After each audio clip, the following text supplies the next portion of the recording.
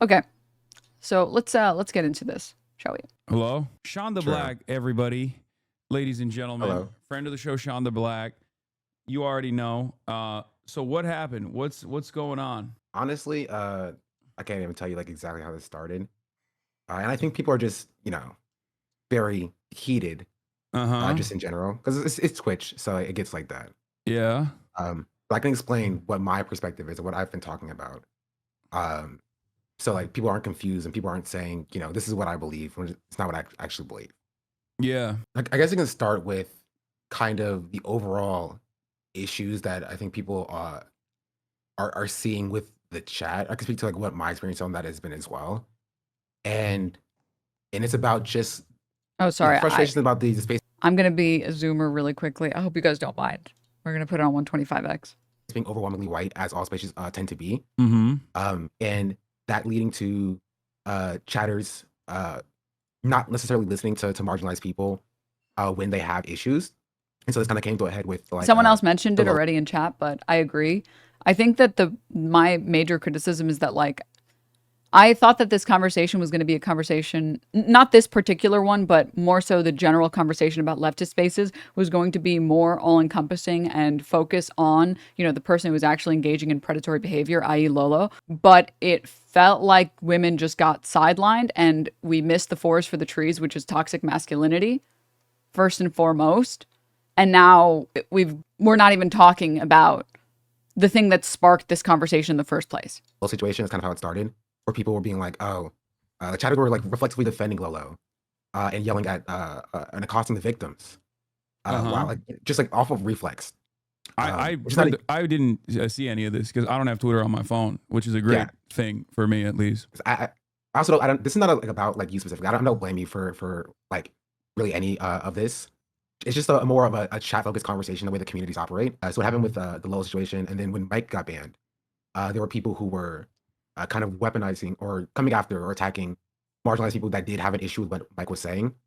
I will say that there probably were people who were going probably harder on Mike than I probably would have. They were coming at Mike or coming at the people who were saying, hey, what Mike is saying was unacceptable. And it kind of feels like it kind of led to this culture of if you're a marginalized person and you're speaking up about something that upsets you in the space, then you will be kind of ejected from the space because you're not like playing ball. And that's something that I felt that I've seen from my perspective. I know we talked about the Dean stuff a while ago. Yeah. Where we didn't have an agreement on that. Dean is a liberal TikTok debate guy. And apparently in the past, not that long ago, as a matter of fact, only a couple years ago, he was like a MAGA guy. And I think he got canceled or he got called out for saying slurs back in the day, right? Is that, am I getting, because I'm unfortunately, I don't know. Can I be honest? I don't know who the fuck Dean guy are they talking about Dean Withers? Is that what they're talking about? Going on, but he's the guy who always on TikTok with the rest of the TikTok debate guys will debate Trump supporters, and he'll be like, why did you vote for Trump? And I personally think that's unproductive, and I've tried to communicate that to him, and with the hopes that he will move away from that and move away from liberal. I'm at the point now where like, how do I explain this in a way that, because my position is based on this, and all of you will agree. I just have to phrase it correctly. I want to like debates, and I want to like the debate space, and I want to believe in a world where debates can get us better ideas and policies and can help us de-radicalize people that we like. But unfortunately, all of them end up with like the worst people. Like the worst people like debate bros, which is like, it's so frustrating. The problem is that like, the way that I see it, your positions should come from a very like pure form of empathy, that when others speak, you listen, and that you care about all people suffering, and that because empathy is so powerful, and because caring for others should be so important, and because it's such a morally superior position to hold, like it is the Superman position to hold. You should be able to defend every position through debate led by empathy. The problem is that the skills that train you to be good at debate have no overlap with a requirement to be empathetic. And you can have bad positions that you can defend well. In general, and have a more well-defined worldview. But I also think it's You're just advocating for radical empathy. I mean, he's young too. Yeah. And my frustration with that is not necessarily with your perspective of trying to do outreach to Dean because he is a young person, but more of frustration with the idea that for a lot of young white people, they can have that experience and they can have this radical shift in their perspective, and they are oftentimes elevated to the point of the leader in the left space. When it comes to marginalized people talking about their own perspectives, they are kind of like ejected from the space, being like, you know, I hear what you're saying or whatever, but like we're also doing this thing right now, and that's where my frustration with that came from. And so, because I agree with your perspective of doing outreach and talking to people and getting in spaces where the left usually isn't in. I think you do that very well. The issue with that oftentimes comes is when they're like the people that are brought in are oftentimes elevated to the space of like the leaders in the left, while like marginalized people are still talking amongst or trying to talk about their issues and their perspectives. Well, I don't think he's on the left at all, to be fair. Yeah. Like, I mean, I don't even think this person is on. I would like for him to be, but I think that there would be a lot of growth for that to happen regardless. This is a leftist space. You must be a liberal because you're not 100% on board with everything that's being said here, and therefore we don't have to, regard any criticism that you have as serious because of that. Yeah, no, I agree with you.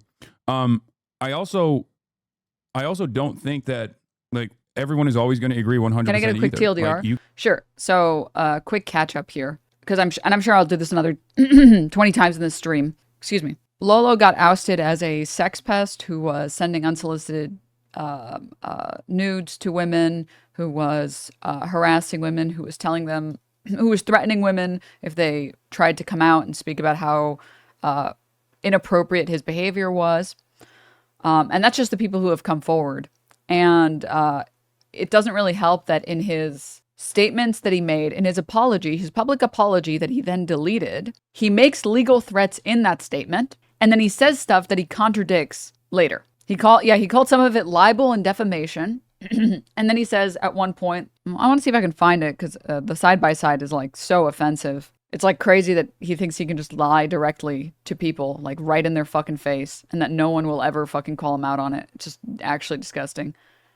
But he, I found it. There we go. He says, yeah, I have slid into a lot of people's DMs. I didn't really think of it as a huge deal, but it's clear I didn't fully grasp how some people could feel about that, or even think I was some kind of famous person, which I have honestly never felt about myself, and I've always felt like a random internet side character. And then on his Twitter, typing, sort of surprised I don't have a Wikipedia page at this point. Is that self-involved to think that? Am I delusional? Uh-huh.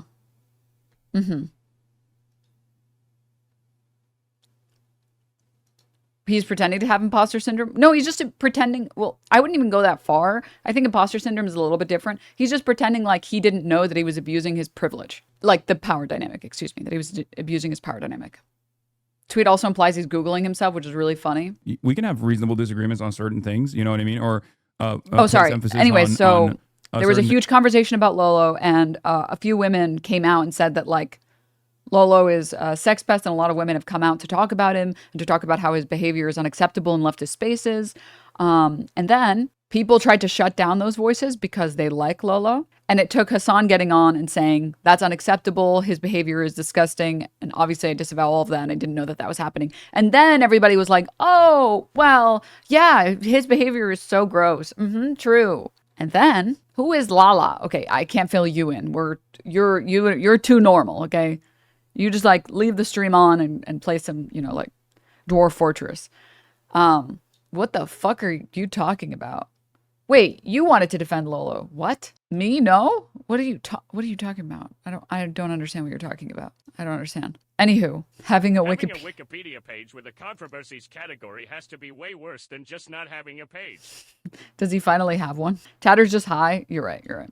They're just getting blazed on a Saturday. And then the conversation shifted from talking about predatory men getting away with being predatory into a conversation about how people aren't listening to marginalized voices. And then that became into a conversation about how Mike is a racist and how Fantano is racist, and spawned a very bizarre cancellation effort. And I said it yesterday, and I personally think I clocked it perfectly, which is people have a lot of rightful anger about the Lolo situation, about how Lolo was a huge, massive piece of shit, but they didn't have an outlet for it because he just kind of like closed his Twitter down and he just stopped posting, and he doesn't stream, so he just isn't streaming, obviously, and he only makes like TikToks really, so he just fucked off. So your implication is that some creators saw an opening after the critique of powerful leftists take down big content creators over the absence of marginalized voices. No, I think that places too much intent, and I don't think it's that malicious. I think it's that a lot of issues only get talked about if we shove women's voices to the side to be able to talk about it. I'm not placing malicious intent. I'm saying that this was an opportune moment to do this, and people did this, and it's very infuriating because it happens every time. And like I'm so used to misogyny on the right and misogyny in the center and misogyny from liberals and I've just seen so much of it at this point. It like doesn't surprise me at all, but like it's always really frustrating to see it happen on the left. And it's like, okay, did you see Cavernicle's video on it? No, I did not. Maybe we'll watch it. Like, this is a perfect example, by the way, of what I'm talking about. Like, these people are so ubiquitous in leftist spaces. Things more so than others. Like that's a normal and healthy part of discourse and normal and healthy part of like coalition building as well. And I think people need to stop being hostile. And also on top of that, they shouldn't wait for me to pull someone like yourself up on the chat to arrive at that conclusion either. Like they should be adults about it on their own. You know what I mean?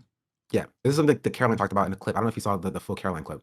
But Caroline talked about it in the clip with like the Lola situation where like she was calling out some of the chatters. Which, by the way, that is like the clip of Caroline talking about Lolo is the perfect example of what I'm talking about. That Caroline was trying to talk about just Lolo. That's all she was trying to talk about in that clip. She was trying to talk about how people are, and I get that it can apply to multiple things, and I get that it can be relevant to multiple things or for multiple things or whatever.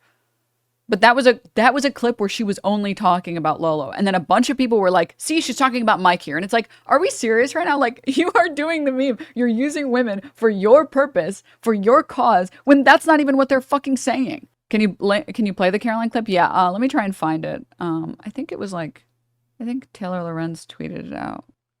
A lot of you who think that you are principled leftists are just parasocialists, okay? You are just like chronically online and you're going with whatever man that you're a fan of says. And you wait until, and I know, I'm going to call your asses out. I know that there were those of you who waited to hear Hassan condemn. And that was only then when you would condemn because you are not actually principled.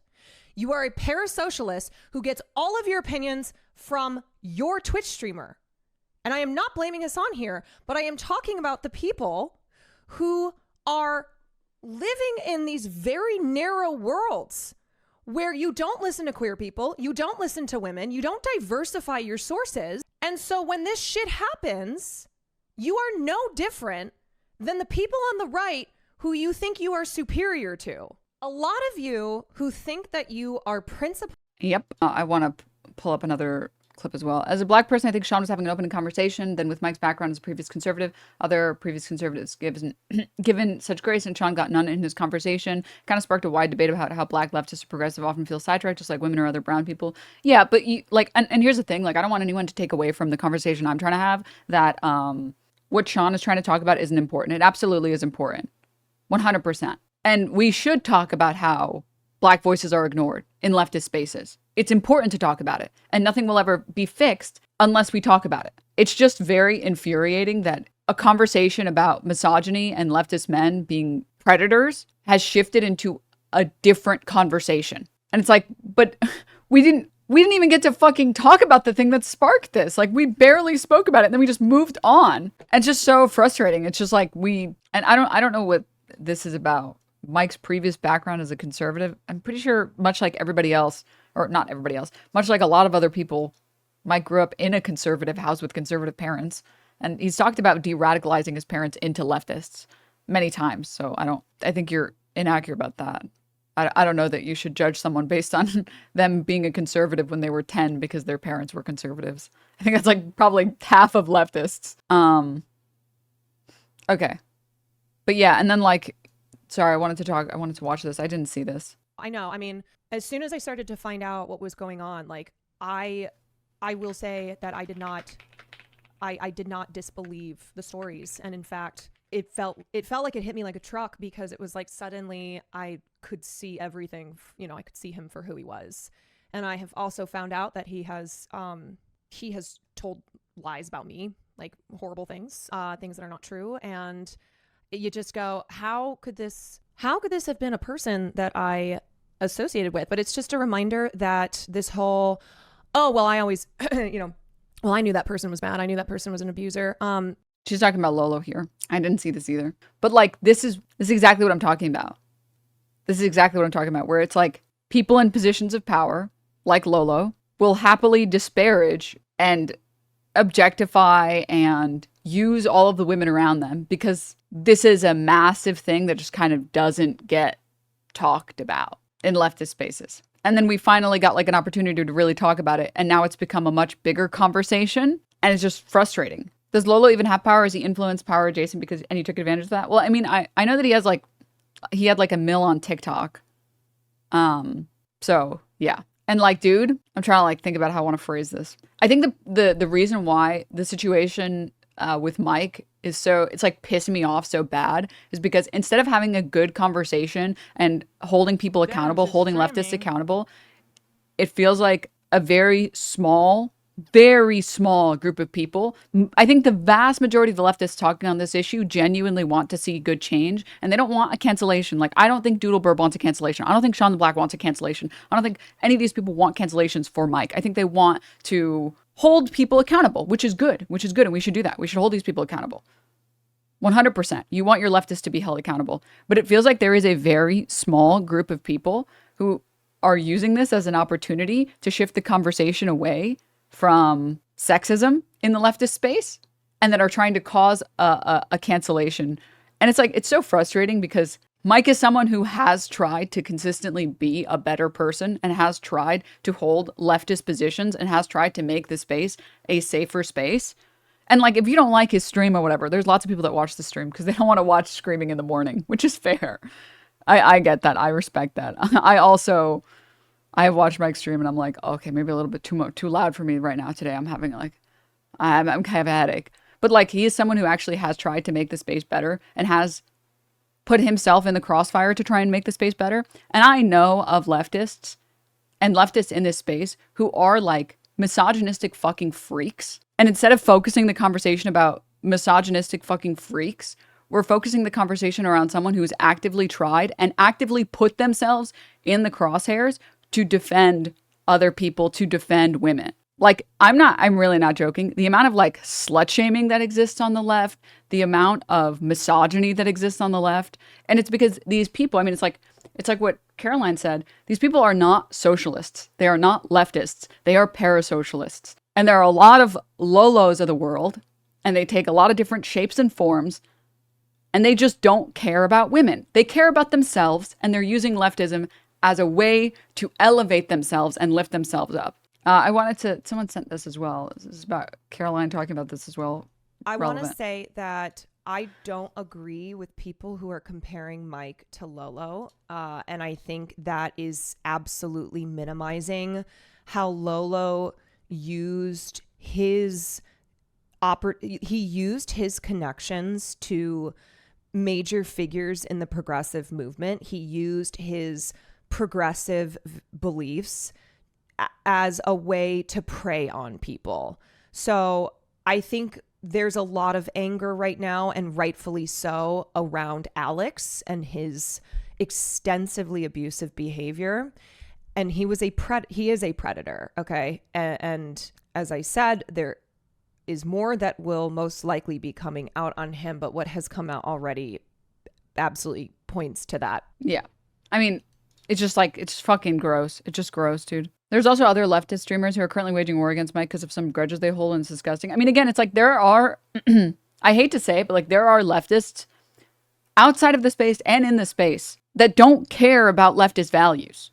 They care about themselves, and they care about using genuinely good leftists for their causes and for their purposes. And it is an intentional attempt to try and cause and sow division because of personal dislike or whatever. I mean, again, like, and this isn't like unheard of. I mean, we literally just watched a clip of. Oh, I know. I mean, as soon as I started to find out what was going on. This is a clip of Caroline talking about how Lola was literally spreading lies about her. I will say that I did not disbelieve the stories. And in fact, it felt like it hit me like a truck, because it was like suddenly I could see everything, I could see him for who he was. And I have also found out that he has told lies about me, like horrible things, things that are not true. And you just go, how could this have been a person that I associated with? But it's just a reminder that this whole, and as someone who has been lied about by leftists, like there are a lot of people that are not leftists. They are not leftists. They don't care about leftist values. They don't care about marginalized people. They use these things as a shield to avoid criticism. They just say that they are, and they abuse people like most of the people in this chat. They abuse your kindness and your empathy for marginalized groups so that they can wage wars against the people they don't like. And it's like, we have to collectively get better at spotting it, and we have to collectively get better at calling it out. And it's just so like disgusting. Like, it's just like, it genuinely boggles my mind how people can call themselves leftists and objectify women, lie about other people, use people for their cause, slut shame women. And it's just like, you're a real piece of shit, huh? You're a real piece of shit. But I believe in good always prevailing, okay? I believe that the good guys always win and that good values always prevail. And I will never stop believing that, okay? And I think if you engage in enough shitty behavior, people aren't dumb, okay? Yeah, blowback will come, yeah. What are Mike's alleged wrongdoings that people are comparing him to Lolo? He said, like, he was talking about the Democratic Party being cucked, and he used the term buck breaking. This was shortly after like Stabby was using it, and like a bunch of other leftists in the space were using it. And so people were spreading this clip around where he says, the Democratic Party is cucked. They're like buck broke or whatever. And he's since apologized. He's like, I shouldn't have said that. My apologies. And then when talking about Bibi Netanyahu, as usual, justifying his genocide of Palestinians, Mike responded about how Israel uses this strategy of like conflating all Jewish people together so that they can pretend like the ethnic cleansing of Palestinians is just because, well, Jews are indigenous to that region, and flattening Jewish identity to just be Jewish and nothing else, as if there aren't Sephardic Jews, as if there aren't Mizrahi Jews, as if the IDF propaganda of like the blonde-haired, blue-eyed woman. It's like, you're indigenous to the region, really? Really? You're indigenous, and that's why you had to steal that person's home? Because if you didn't do it, someone else was going to steal it? Amazing. That's fucking incredible. And he misspoke, and then when trying to talk about Zionism, he said Jewish. And it's like a bad clip, and he should apologize because the clip itself on its face is anti-Semitic. But I think for people that were watching the clip and people who know Mike, they understand that that is a misspeak, that when talking about Netanyahu, someone could reasonably get enraged and misspeak. Again, he should apologize. Absolutely. No doubt about it. There's a massive difference between misspeaking and being a sexual predator like Lolo is. Those are very different things. Mike strikes me as a mouth main who goes in on cooldown, sometimes ints a bit, but you don't run it down in response. Okay, but mouth saying you will lose is kind of like, it kind of gives. Mike was right. So you're not wrong, actually. Wait, you're not. Why are we even comparing them? They seem totally unrelated. Well, like I said, there are leftists that I think my God, dude, I don't know what's wrong with my throat today.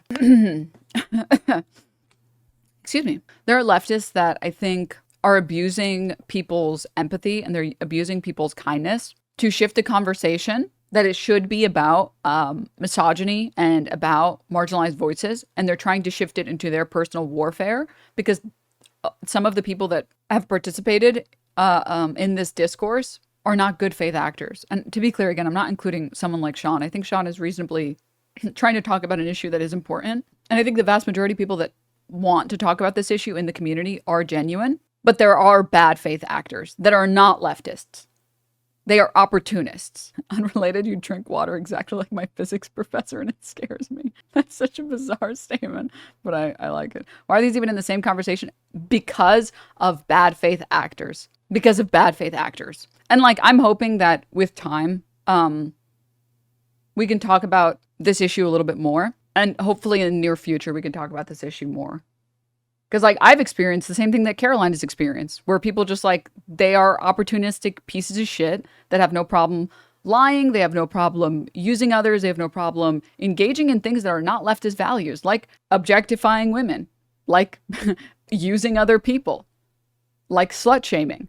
Like these people are real. And again, I think good will win. And I always think that empathy will win. It is confusing to be fair to some chatters. Yeah, I think so. So I want to continue this conversation. And also, why did it take a year for this mic clip to become relevant? If it was so bad at the time, it would have been reported then. Literally, what did I say? There are bad faith actors. It's just there's, how do people live like that, dude? How do you just be a total piece of shit and lie to everyone around you? Like, how can you take advantage of other people's kindness that way? It's so disgusting. Like, it is genuinely, it pisses me off. Like, a bunch of people in chat literally thought that mic clip was from last week. Meanwhile, it's from 10 months ago. It's like, how could you, like, you don't take any issue with being dishonest this way? You don't take any issue with, like, acting this way? Like, I don't fucking get it. Like, I just don't fucking understand. Why can't we just criticize people? Why can't we just make valid criticisms of people? I mean, I went on stream yesterday and I said, Mike should have fucking apologized for this clip. This is disgusting. He should not be saying these terms. No if and or but. He should be apologizing. This is not acceptable. Do I personally think it's a misspeak? Yeah, of course. Do I think you should apologize? Yes, absolutely. It doesn't really matter if you misspoke. You should apologize. Moving on. Yeah, like even if you fuck up, even if you misspeak, even if you don't mean to do something, you should still apologize for having misspoken and said something hurtful, right? So, okay, I want to move on to watching a little bit more of this because this conversation goes on for like 30 minutes and I've only seen like 5 minutes of it myself, so. Lolo, and only changed their mind when, I don't want to call specific chatters here, but like there was a chatter online or a Twitter user online who like changed their bios like low overruled defender and was attacking the victims until you said something about it. And then they were like, oh, I'm so sorry, I didn't mean to do this. There are people who like, I hear like so closely do the parasocial nature to what you say that they won't craft up an opinion of their own. And then they will go out to like other spaces, Twitter, Reddit, what have you, and act on like I'm doing Hassan's will by calling people the woke of the day in this other space that, is separate from Hassan. And I think a lot of chatters see that, which is why a lot of chatters are so, repulsed by the idea of like woke of the day. Even though I understand, I understand what's being said with woke of the day, and I get what it means. The way that it's utilized outside of the space is so far from the intent, what it was actually used for, that when they hear it in this space, they're like, okay, this is bad, this is not good, I don't like this. Yeah. I mean, I agree. I don't know what else to say about it other than that. I don't know what more I can do to make sure that people are not, I guess, like defending people parasocially and only changing their woke of the day got out of hand. My take on something. You know what I mean? Yeah, I don't know what there is to do. I don't think that's why I didn't necessarily think this conversation needed to be had, because like, we agree on pretty much everything. I share a perspective on a lot of things, and I think that some chatters like were utilizing my words to try to get my point across, not in the best way. But also some people also just imagine that when I was talking that I had a disagreement with you, even though we've spoken about some of these things before. I understand what you do for the left. I understand why it's important. It shaped a lot of what I do, what I try to advocate for as well. And so I think my overarching point is to not treat good faith critique, because there's a lot of bad faith, but not treat good faith critique as though they are like foundational disagreements that we need to stamp out because they're like liberal, or that they're not real or something like that. Because we do have a lot of agreements. Yeah, no, absolutely. I mean, there's like, I love FD Signifier, for example, but there are disagreements that I have with him, both in private or in public as well. And ultimately, I would never let that get in the way of, because it's not like foundational. It's not like we're not having disagreements on anything that is outside of like methods, for example, or even like Bad Empanada. Yeah. There is plenty of disagreements that I have with Bad Empanada in the way that he conducts himself, but I don't even spend much time just like talking to him and criticizing him on any of those things as well, because like I ultimately am of the mindset that like we are. Let me just respond to a couple things. Chat, I'm confused. Is Denims upset about Hassan taking part in shifting the conversation away from misogyny, or is that a different situation? No, I don't think that there's anything inherently wrong with like Hassan or Sean talking about like racism in leftist spaces and how these voices get pushed down. I'm more frustrated at the fact that like bad faith actors, not Hassan, not Sean, have shifted the conversation so heavily, and that it doesn't feel like we are getting a chance to actually talk about the misogyny anymore. And it's very frustrating. I think that Hassan is a good faith actor. I think that Sean is a good faith actor. And I think that they're using their platform to try and talk about genuine problems in leftist spaces. I think that they're trying to talk about racist behavior and marginalized people being ignored in a way that is valid, in a way that's important, right? It's just frustrating because, like, this could be a bigger conversation about what initially it was turning into, which was we're shutting down conversations too quickly. And it got turned into a witch hunt. And it's like, wait, we're not trying to fix the issue anymore. Now you're just trying to destroy a couple people so that you can feel like you got your revenge or something. Like, what the fuck? And it's like, I get it. There's a lot of rightful anger about Lolo, but I think that the response is we're not being as productive as we could be. Like, I believe, especially on the issue of Israel, that like he wants the apartheid to end. He wants what's best for the Palestinian people. And the same goes for a litany of different issues that we have here in terms of organizing in America as an American left. And I also do recognize that there are plenty of blind spots in terms of organizing in black spaces in general for the left. So I think you're right. I think that like I've talked about this before, especially with like the Zoran stuff, because there are plenty of young black leftists out there. I felt like instead of trying to have a conversation about like how leftist men should do better in reference to Mike using bad language, namely bug breaking, whether that was a misspeak or not, and the anti-Semitic comments, which I believe were a misspeak, instead of having a conversation about like, hey, you should be held accountable and you should apologize for this and we should, make these spaces better, it became like, well, this guy fucking sucks and we should cancel him and we should destroy him and we shouldn't have him here. Because I think a lot of people started, and I saw this like on my timeline, people conflating Lolo and Mike and like Comrade Casey all in the same group. And it's like, wait, you're not even trying to make the spaces better. You're just trying to like destroy the people who have spent so much of their time and effort trying to make the space better. And on like the first offense, we're going straight to just like destruction. Was that people on the left? From what I saw, yeah. The 10-month-old clip was circulated by leftists, which makes me really uncomfortable. It makes me really uncomfortable that there are leftists in this space that are sitting on clips from 10 months ago and waited for the perfect opportunity to start their witch hunt and then pretended like the clips were recent and then posted them and got them like resurfaced or like gave ammunition to people like Ethan Klein, gave ammunition to like Asmongold and like DGGers and whatever to spread that as far as possible. And it's like, what the fuck? You don't think that this is an opportunity to have a conversation within leftism? Like, if I saw that, I would be sending that clip directly to Mike and being like, this is unacceptable. Like, I don't understand how you think that this is okay.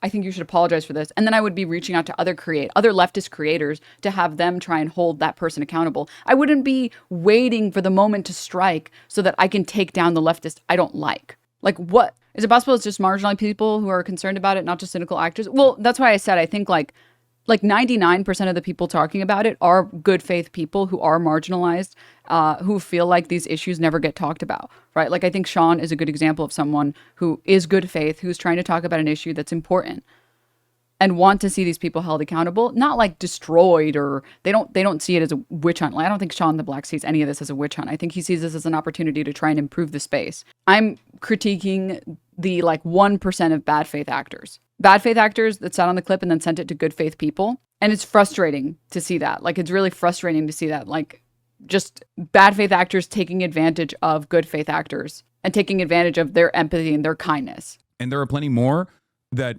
could potentially become young black leftists, right? Who are just like kind of rudderless and have checked out of politics altogether.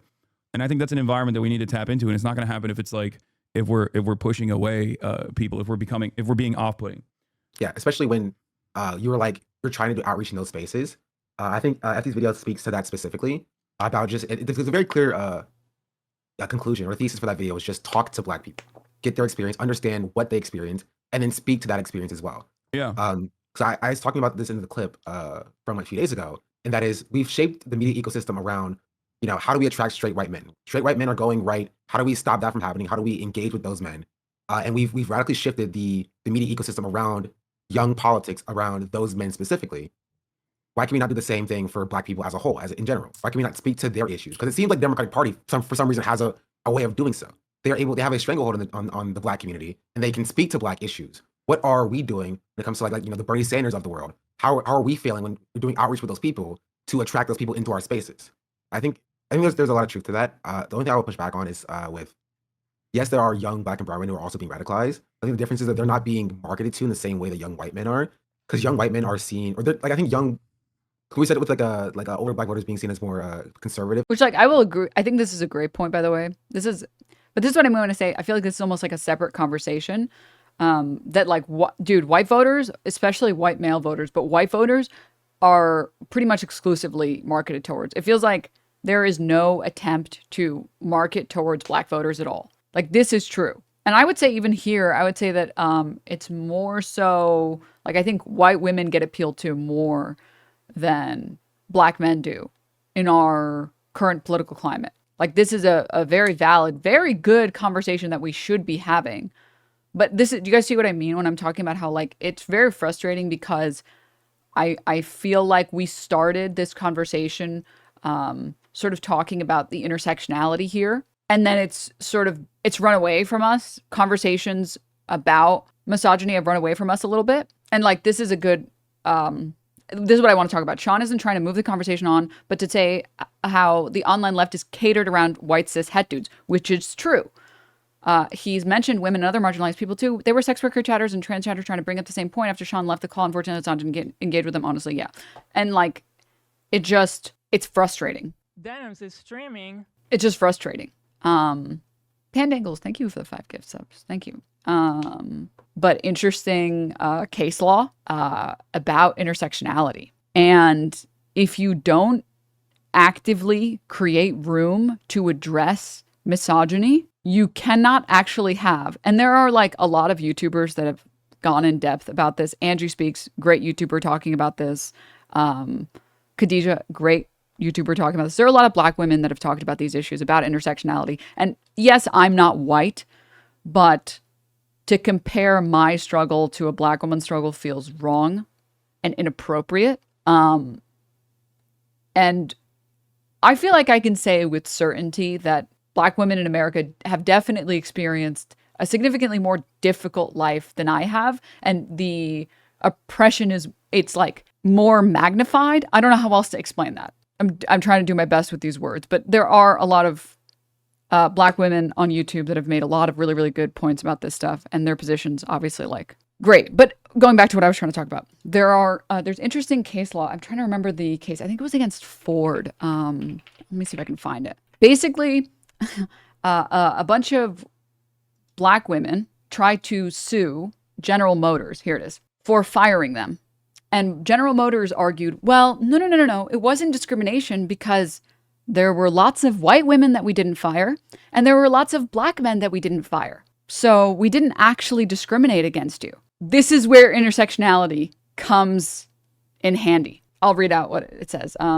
The legal case where United States District Court held that Black women couldn't sue for discrimination as a group when they were unable to demonstrate that the defendant discriminated against Black people generally or against women generally, and that the statutory protections against discrimination based on race and sex could not be combined to create a new protection for persons belonging to a group combining both characteristics. One of my professors referenced that in a case in a gender studies class. I mean, yeah, it's a very good case. It's a very good case that talks about like the blindness that we experience when trying only to account for one type of bigotry without addressing or thinking about other forms of bigotry and intersectionality of bigotry. So like, unless you actively make sure to carve out a space for separate groups at the same time, the conversation can easily just become about one marginalized group. For a time, Black women weren't seen as women. First, they were seen as property, and then too masculine and angry, too raunchy. This doesn't even go into medical racism as well. I've been subjected to it as someone AFAB, non-binary. That's why we're talking about misogyny more, and this conversation is important as well. Yeah, 100%. And I think like for a lot of male leftists, even the most progressive male leftist, I think that there is still this blind spot. I think there's a blind spot that Hassan has. I think there's a blind spot that Sean has, where unless you experience these spaces as someone who is femme presenting, you don't consider, and it's very easy to not consider, that this is something that needs to be accounted for on its own. That doesn't make the actions malicious. That doesn't make any of the parties malicious, right? It just means that we have to try harder, if that makes sense. Because I'm not trying to have an entire conversation about how we are tearing down other leftists and instead of trying to improve the leftists that we have, and then in doing so tear down other leftists. That is not what I want to do. There is no universe where I want to do that. It makes me very happy to know that, like, because I can't be a voice for Black content creators. I'm not doing that. There's no universe where anyone can convince me to do that. That sounds like a crazy person thing to do. I think I immediately become white the moment that I become a white woman if I try and do that. So it makes me happy that there are Black creators like Sean that actually get to speak on the issues firsthand. I can elevate these voices, but I can't speak on the issues the same way that like a Black creator can. And in the same vein, the same thing is happening here with, I think, women and with misogyny, where we're just not getting to have that dialogue. And it's very infuriating because I want to improve our spaces and to reduce the misogyny in these spaces. So, okay, I want to continue. That train wreck. Why are leftists so obsessed with races? Shh, this conversation isn't for you. Go find some crayons. Stop. Yeah, honestly, yeah. Yeah. Okay. You are become white, enforcer of HOA. It's also not enough to say you have misogynistic blind spots without actively doing anything to change it as if it was genetic to be misogynistic. The best thing to do is to get better leftists, which we will. Yeah, I mean, I agree. I agree, Rhizome. I agree. Okay, I want to continue. I think that's also true. But young white men are not seen as like a part of a monolithic group or monolithic force in the same way that like young marginalized men are. So like, when young Black men are being seen as reactionary, that makes the Black community seem as more reactionary. Oh no, in the lens of how it's looked outside. Yeah. Oh, 100%. You're absolutely right about that. I mean, I've talked about this before with like the root.com style article heads that write like Black liberal academic article writers will oftentimes give like a permission structure for white people to also exhibit white supremacy by talking about like by hyper focusing on Black people are so homophobic, Black people are so queerphobic, there's so much misogyny in the Black community. But it's like that's every community, and singling out Black people, of course, is like just a way for liberals to basically say the same racist Black men are violent trope, but in a more woke way.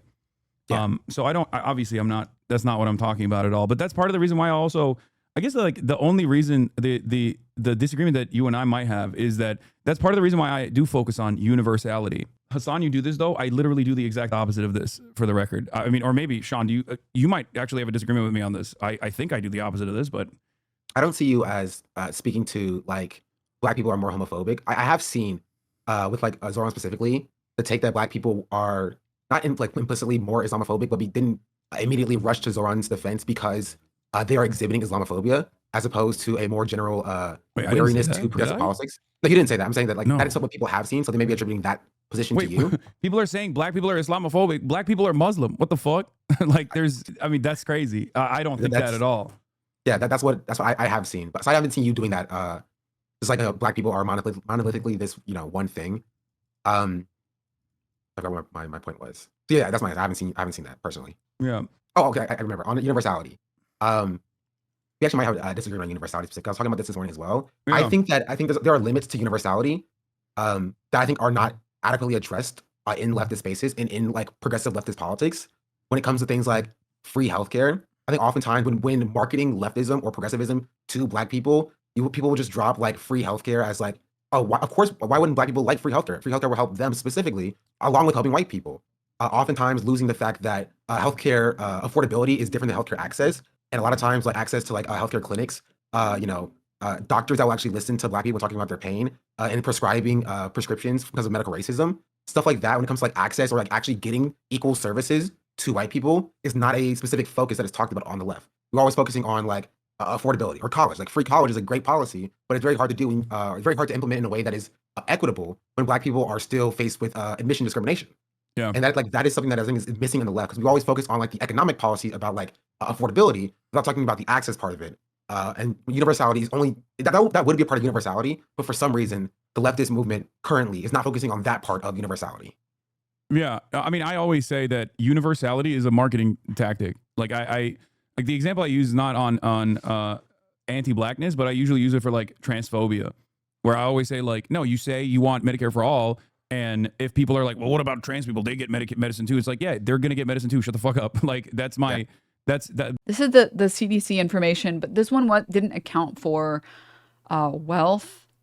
And I'd like to try and find one that accounts for wealth, because there was one, but here it is. Where is it? Yeah, this is from the CDC. It shows maternal mortality rates by race and Hispanic origin. So here we have 2018, 2019, 2020, 2021. I like that their numbers are going up. That's good, right, guys? Deaths per 100,000 live births. It's good that the number is going up. Yeah, that's a good thing. Don't worry about it. But you can see here, non-Hispanic white in 2021, it was 26 deaths per 100,000 live births. And for non-Hispanic black women, it was almost 70 deaths per 100,000 live births. Even if all of these women had access, it doesn't change the fact that medical racism is real and that healthcare providers have biases where they are not taking people's pain seriously, where some women are experiencing complications. And this is like a very well-studied phenomenon, by the way, that people will express physical pain and physical discomfort and concern about something being wrong, and they don't get taken seriously, and then they die. Like, it is good to run on Medicare for all, but there should be caveats made, and there should be programs within a universal program that help and try to remedy this issue. And this is one of many issues. This is also true of like, take any medical condition that men and women will have, and you'll find that like women will suffer these issues for longer than men will suffer these issues, because again, their pain is just not taken as seriously. Because it's, oh, well, are you sure you're not like on your period or something? Like that might be causing some of the complications. I think it's like fine. I don't think it's a big deal. And so if I might, that sounds outrageous. Yeah, like if I might just give one tiny example, like real examples, by the way, of this happening. Heart attacks. We previously tested for heart attack symptoms in only men. So when cis women would experience heart attacks, we wouldn't be able to diagnose it fast enough to save them, because we didn't study that, because we didn't think it was important to, because we thought of white cis men as being the baseline and everyone else should be about the same. And it's like, that would be one such policy that could be improved upon in medical research, that if you are trying to provide new medical research or new medical diagnosis for things, you need to have a big enough sample of different types of people, of white men, of white women, of black men. Like, you should have an ample group of people to build this research off of. Endometriosis diagnosis takes like 7 to 12 years, and that's when they catch it all. It took me 15 years to get diagnosed. I'm a white woman. Yeah. And then like on a not smaller level, I don't want to compare the two things, but like heart attacks are one example. Autism is another example. ADHD is another example, where women just get super underdiagnosed or ignored, and they suffer or die because of it. And then you like double or triple this problem with black women. So like you can't just give Medicare for all to everyone and be like, that's it, we solved it, everyone has healthcare now, because you're pretending like racism isn't real, which doesn't make it go away. Saying that you don't see color doesn't mean that other people don't see color. Congrats, you're based. You don't see color. I'm proud of you. You did it. You fixed all of the racism in your brain. That doesn't mean you fixed it for everybody else. Yeah, this is like, I always recommend people watch Sweet Anita. She's talked about this a lot. Sweet Anita, a streamer on Twitch. She has Tourette's. And she's talked about how when she goes on planes, the staff literally don't take her seriously, and they say, you're just lying about having Tourette's to get on the plane sooner. You're just lying to get special accommodations for yourself. And she's had to say, I have physical tics. I might punch the person next to me. I need accommodations because I can't control my physical tics. And they don't believe her, to the point where she started showing up with a wheelchair so that they would start fucking believing her. Because it's like, oh, but you're so like pleasant, and you're like a nice woman, and like you're pleasant to talk to and attractive. So like, I don't think that there can be anything like wrong with you. You must just be lying to get preferential treatment. Let's keep watching. My argument is that, and the reason why I take a class first approach on this kind of thing is specifically because it's the broadest, it's the broadest filter that you can have, but that doesn't mean that you're supposed to compromise on other issues of inequality. We'll talk about this after life in bits. Yeah, I feel like a lot of the time it comes into the point of, especially when you're talking to Black people, which is what this conversation is really about. It's like, speaking to the experience of Black people. When you're talking to Black people and you're talking about the issues that they face, universality may not be the best way to bring them on board with the mission, right? When you're talking about like, free buses or free public transportation, that's good. But if you're talking to a person in an underserved community where they don't have access to public transportation, they're not going to see that as a policy that works for them. Even if your plan about, public transportation is expanding access to public transportation, that's the avenue that you should take when marketing that policy to that person. I think you bring up a really good point. I think that on the national stage, like talking about universality is one thing, but I think it's also important to stress that there are plenty of underserved communities that don't even have the bare bones, like don't even have the basics, like a foundation to build on in terms of like any sort of expansive universality that you can focus Atlantic Tuna, thank you for the 5 gift subs. Thank you so much. On as well. Yeah, I mean, I agree. I think that's a good way to market it. It's a good way to talk about these policies in general. But I mean, I will say, I don't think people, when they say Medicare for all, they're not. That's actually a really good point that you made, unironically, because I always have been like, I don't understand why won't people listen to Bernie's message on Medicare for all? Like, that's going to help Black people too. Like, as a matter of fact, it's going to help Black people, a higher percentage of Black people than it's going to help. Autonomic nervous system. When I was 16, my sleeping heart rate was 104, and my blood pressure was 160/90, and nobody believed that there was something wrong with me until I gained 100 pounds in 8 months. Now I deal with doctors saying that my issues are just because I'm fat. It's been 4 years, and I still have no answers for what happened to me. I will not Luigi post. I will not Luigi post. I will not Luigi post. I will not Luigi post. I will not Luigi post. I will not Luigi post. I will not Luigi post. Percentage of white people, because like Black people are underserved. But I do think that it's I mean, that I don't think that Bernie Sanders was trying to do like a FDR style New Deal where they would just like write Black people out of this conversation. But I do think that it's important to stress that this would also mean that you should build a foundation to begin with, so that it's not just like a promise of everybody getting healthcare and then underserved communities just staying behind, like America always has kept them behind. Yeah, I think it's purely the way that it was viewed, or how it is viewed from the Black community, and why Bernie seemed to have struggled with like the middle-aged Black vote, and how they view policies from like progressive candidates. Because I think they understand that this would be in general be a good thing if they had equal services, but there's still a disparity in the way that white supremacy serves white people and still underserves Black people in all regards. And so they feel like if you talk to them, you're not bringing up that fact. They're like, okay, you don't really understand my perspective. You don't really understand what I'm going through. So why would I vote for you? Why would I support you? When it feels like you have your own plan for the white community and you just want us to come along for our vote. Even though Bernie Sanders would have helped everybody in this country. Like, it's not a question. Yeah. Also, it's just the way that it was viewed. Chatters, like Sean is not saying Sean is a Bernie bro. Like he's not saying that like Bernie Sanders is bad, right? I mean, maybe. Yeah. I don't think you are. To be fair, I couldn't be a Bernie bro. I couldn't vote for him in 2016 because I am pro Bernie Sanders. I like Bernie. I like what Bernie Sanders is doing. I'm not saying Bernie Sanders is bad. I'm saying that Bernie Sanders, or like, it's not even about Bernie Sanders specifically. It's about like the white leftist movement, the progressive movement, and how it oftentimes messages to people based upon their experience. Someone in the chat said FD had an interesting point, saying that highlighting how these policies will help Black people is a poison pill given how racist America is. But I think he has like a more a pessimistic approach on this issue. I mean, FD's older than I am, so he has like he does have a more like he has to tune into like the older not calling him old, but like older Black vote. So that he might be correct. For sure on that. But I'm speaking to what I've seen in my community as well. Yeah. I did think an interesting point that I did hear yesterday, that it's not the biggest deal, so don't crucify me, chat. But it's about Zoran's African American thing. Oh yeah. Because I want to preface it by saying I don't agree with like the let's take Zoran to town for his African American take or whatever. Yeah. But I do think when it comes to like messaging to Black people, oftentimes white progressives will fall into this trap of trying to defend things that they don't need to defend. Because as you said yesterday, it's bait. And oftentimes white leftists will take the bait to try to defend it because they want to defend the honor of Zoran instead of actually just maneuvering around it. So if a Black person brings up to you like, oh, he put African American on his college application or whatever, don't try to defend it in a way to be like, oh, technically he's African American. He's like, he's born African. I agree. Yeah. That's why I said it's bait. Yeah. I think the media is which is exactly what I said. Like, this is Fox News doing the Barack Hussein Obama birth certificate again. It's just bait. That's it.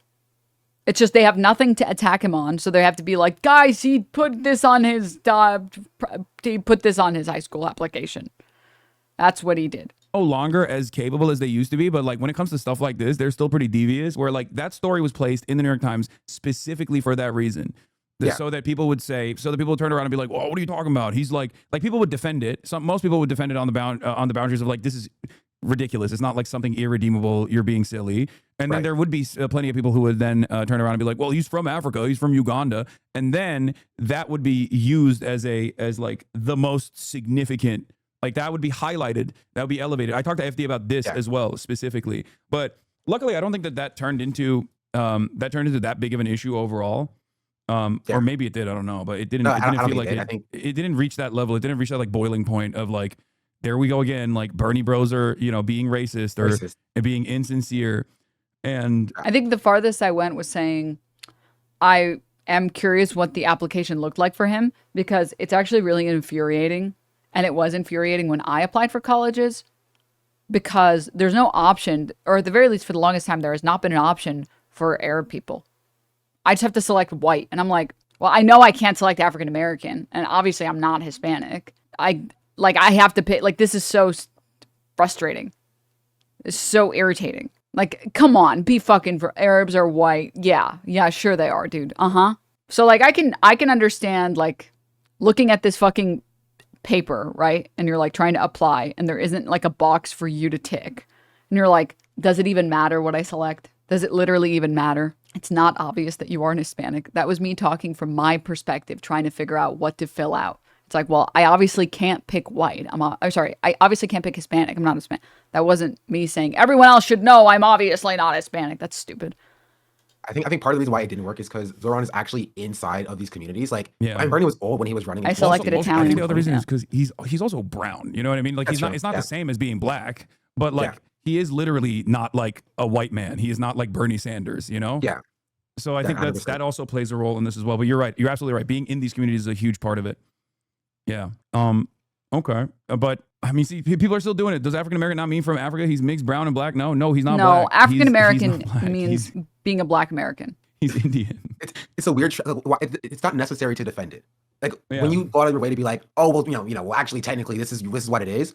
Like I think a lot of it comes from a parasocial nature as well, not just with Twitch streamers, but also with like the politicians. Like you'll see a lot with AOC, where like AOC has a lot of like political stands. So whenever AOC makes a bad decision, there are people who are attacking AOC and then defending AOC from like a parasocial like avenue.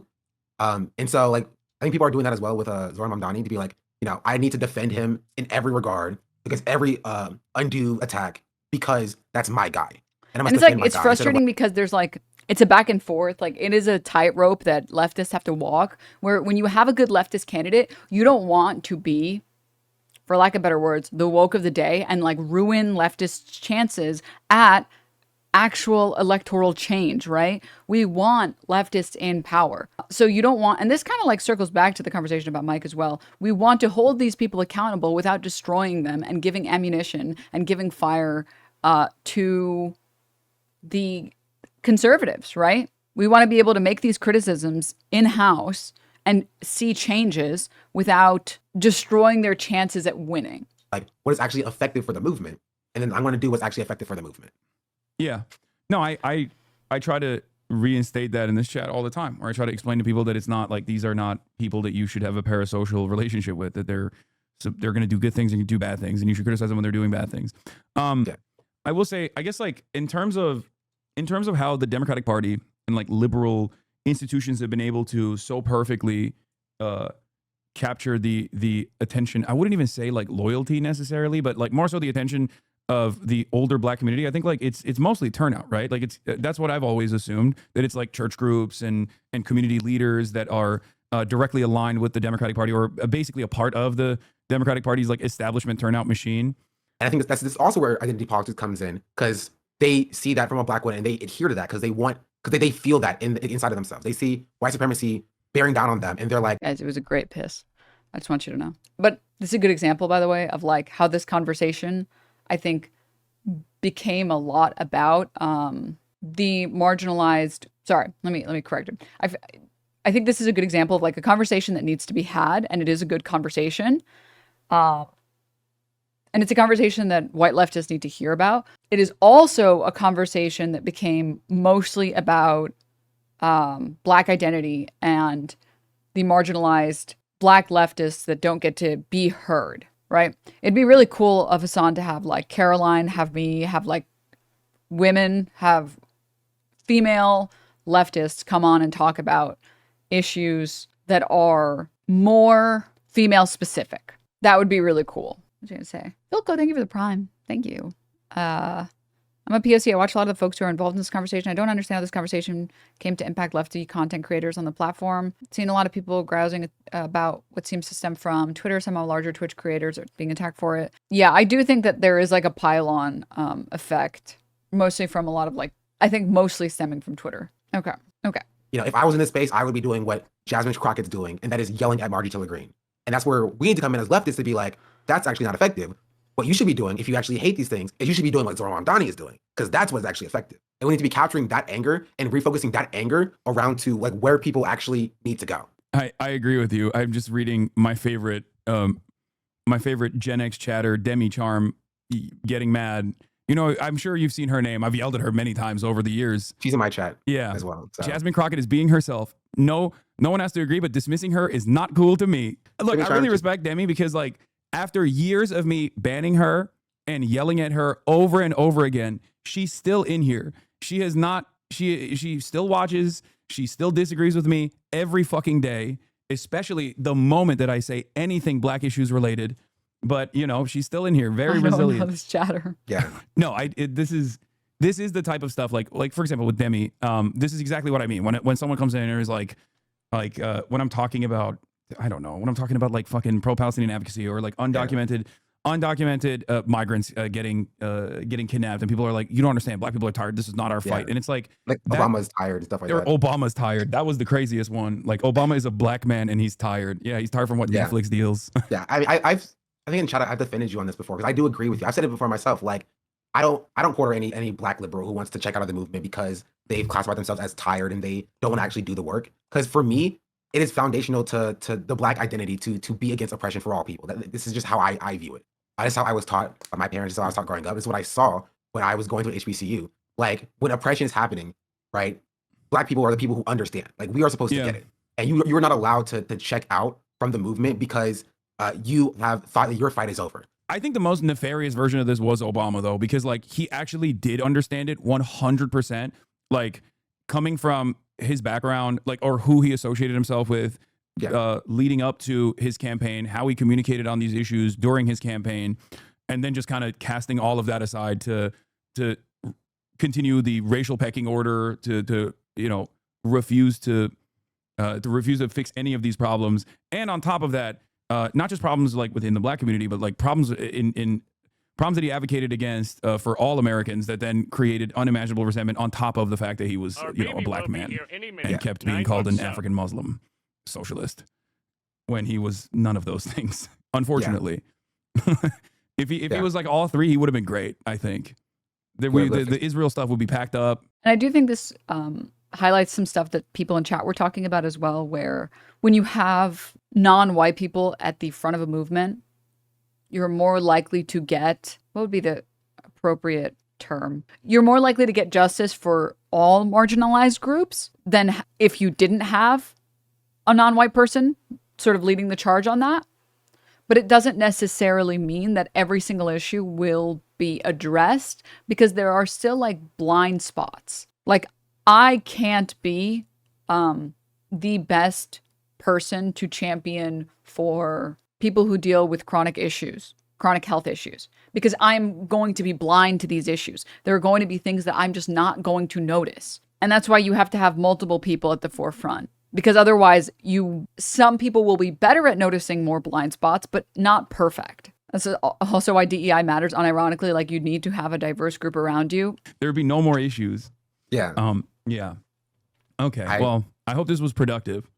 I hope so. I hope I try to stop yelling. I think I was able to portray how I felt and how a lot of chatters feel. But no promises that the frustration ends there. But Okay. I think that we came to a conclusion on this. Yeah, I think one of the things that's really important to recognize amongst my community and my chatters is that, like, when I pick and choose like who I'm criticizing or how I'm criticizing in a weak moment or whatever, that doesn't extend to like every single grievance that people bring up that isn't like immediately class centered.